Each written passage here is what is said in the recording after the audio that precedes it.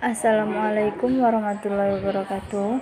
Nama saya Ella Fairuz, NIM saya 1051-991.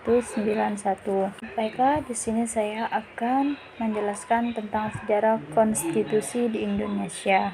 Secara umum, terdapat dua macam konstitusi, yaitu konstitusi tertulis dan konstitusi tidak tertulis.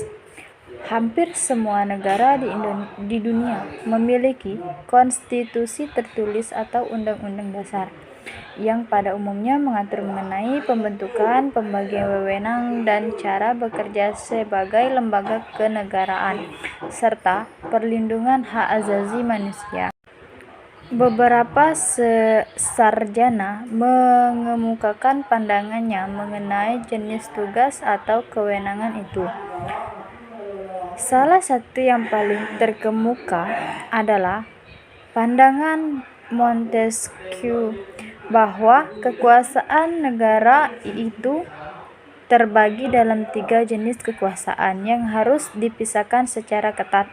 Ketiga jenis kekuasaan tersebut adalah kekuasaan membuat peraturan perundang-undangan, yaitu legislatif.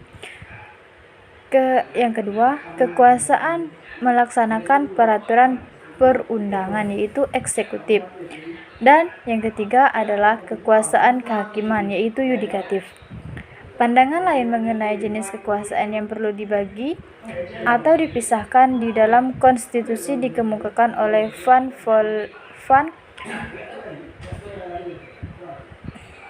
Pandangan lain mengenai jenis kekuasaan yang perlu dibagi atau dipisahkan di dalam konstitusi dikemukakan oleh Van Vollenhoven dalam buku karangannya Statecraft over the.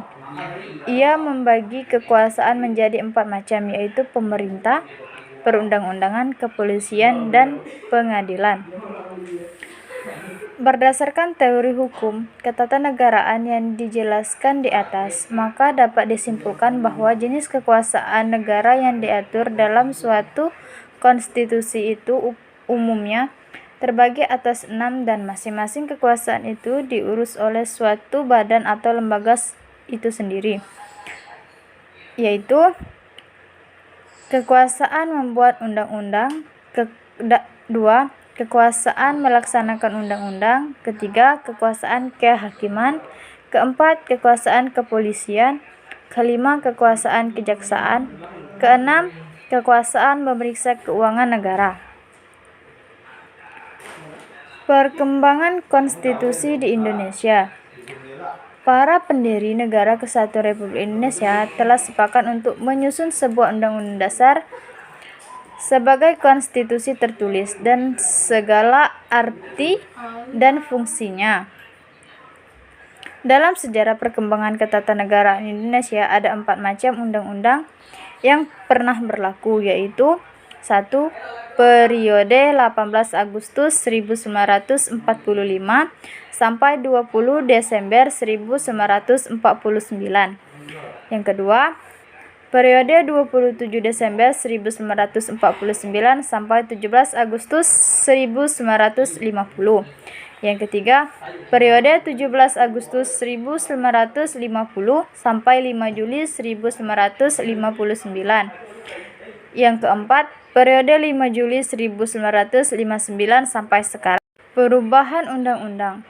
Perubahan Undang-Undang 1945 dilakukan secara bertahap dan menjadi salah satu agenda sidang MPR dari 1999 hingga 2002. Perubahan pertama dilakukan dalam Sidang Umum MPR tahun 1999. Arah perubahan pertama undang-undang adalah membatasi kekuasaan presiden dan memperkuat kedudukan Dewan Perwakilan Rakyat sebagai lembaga legislatif. Perubahan kedua dilakukan dalam sidang tahunan MPR tahun 2000. Perubahan kedua menghasilkan rumusan perubahan pasal-pasal yang meliputi masalah wilayah negara dan pembagian pemerintah daerah. Perubahan ketiga ditetapkan pada sidang tahunan MPR 2001. Perubahan tahap ini mengubah dan atau menambah ketentuan-ketentuan pasal tentang asas-asas berlandaskan bernegara. 4. Tahap perubahan Undang-Undang Dasar 1945 tersebut meliputi hampir keseluruhan materi Undang-Undang 1945. Naskah asli Undang-Undang 1945 berisi 71 butir ketentuan, sedangkan perubahan yang dilakukan menghasilkan 199 butir ketentuan. Saat ini, dari 199 butir ketentuan yang ada dalam Undang-Undang 1945, hanya 25% butir ketentuan yang tidak mengalami perubahan. Selebihnya sebanyak 174 butir ketentuan merupakan materi yang baru atau telah mengalami perubahan. Konstitusi sebagai piranti kehidupan negara yang demokratis.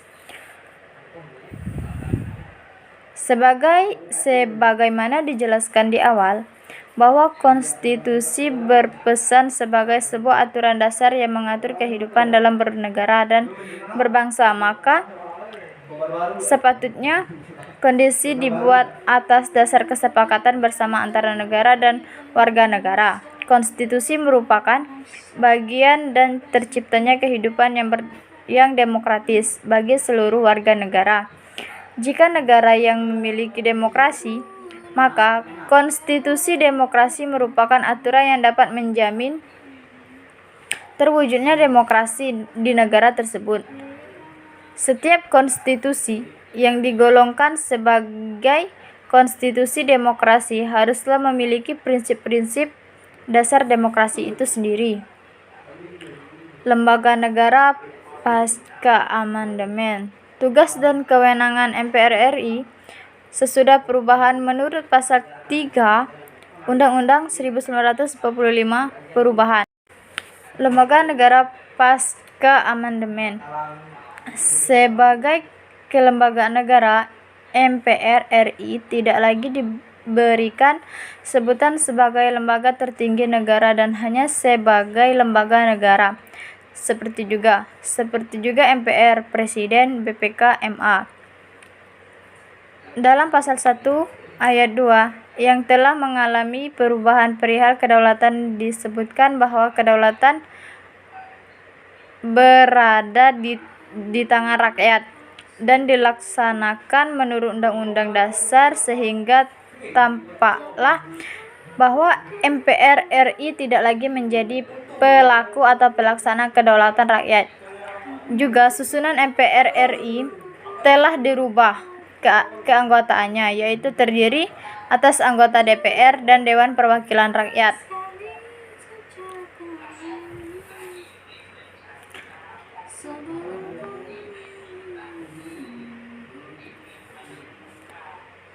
Tata urutan perundang-undangan. Menurut Undang-Undang Nomor 10 Tahun 2004, jenis dan tata urutan atau susunan hierarki peraturan perundang-undangan sekarang adalah sebagai berikut.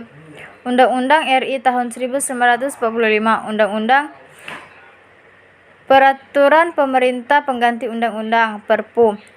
2. Peraturan Pemerintah PP. 3. Peraturan Presiden dan peraturan lembaga negara atau organ atau badan negara yang dianggap sederajat dengan presiden, antara lain peraturan Kepala BPK, peraturan Bank Indonesia, peraturan Komisi Pemilihan Umum, peraturan Mahkamah Agung, peraturan Mahkamah Konstitusi, peraturan Komisi Yudisial, peraturan daerah provinsi, peraturan daerah kabupaten atau kota, dan peraturan desa. Itulah yang dapat saya jelaskan. Baiklah, wassalamualaikum warahmatullahi wabarakatuh.